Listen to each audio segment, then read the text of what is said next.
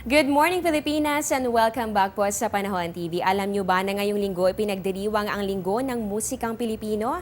Sa bisa ng Proclamation number 933, layunin nito na mapayabong pa ang music industry dito sa Pilipinas at ma-develop pa ito lalo. At kaugnay niyan, bagamat isang bagyo ang ating binabantayan ngayon, mahalaga na maging positibo pa rin tayo. Kaya naman upang magbigay ng ngiti at inspirasyon sa inyong umaga, narito ang isang video ng mga magsasaka sa Bataan na habang nagtatanim, kumakanta pa. Kitang-kita ang bayanihan ng singing farmers na ito sa kanilang sabay-sabay na pagtutulungan para mapadali ang kanilang pagtatanim. Iba talaga ang mga Pinoy, kahit tirik ang araw, hindi iniinda ang init at nagagawa pa rin mag-enjoy. Tunay nga ang mga Pilipino, hindi lang masisipag, puno pa ng talento.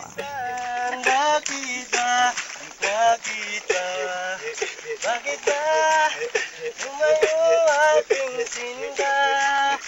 Alam mo na minamahal kita ang aking buhay. Kung wala kay Papa na biniginaw ako, kaya mong hiutit, sinusundot ka na hindi mo pahansin. Bigat ang sabi mo, lahat ng hiling ibibigay mo sa akin. Wala ka na namang pasaludo. O, diba? Ang galing-galing ng singing farmers ng Bataan. Dito na po nagtatapos ang aming programa. Maraming salamat sa pagtutok. Para sa iba pang updates tungkol dito sa Bagyong Karina na ating binabantayan, tutok lamang sa aming social media accounts. Live mula sa Pag-asa Weather and Flood Forecasting Center, ito ang Panahon TV kung saan walang pinipiling panahon ang pagbibigay impormasyon.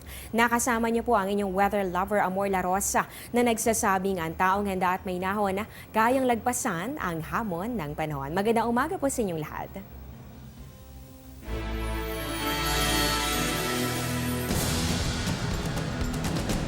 Mga dapat tandaan kapag nagmamaneho sa ulan.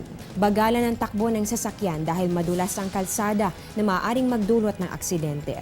Gumamit ng wipers para malinis ang windshield at makita ng husto ang daan. Buksan ang headlights para madaling makita ang sasakyan, lalo na kung makapal ang buhos ng ulan. Gamitin lang ang hazard lights sa oras ng emergency. Iwasan ang mga bahaing lugar at kung hindi kayang ipagpatuloy ang biyahe, gumarahe sa ligtas na lugar. Maging listo sa mga babala kagaya ng manholes, butas-butas na kalsada at iba pang road hazards na maaaring hindi makita kapag may baha. Mag-ingat sa mga naglalakad at tumatawid para iwas aksidente. Tandaan na tuwing panahon ng tag-ulan, iba yung pag-iingat ang kailangan.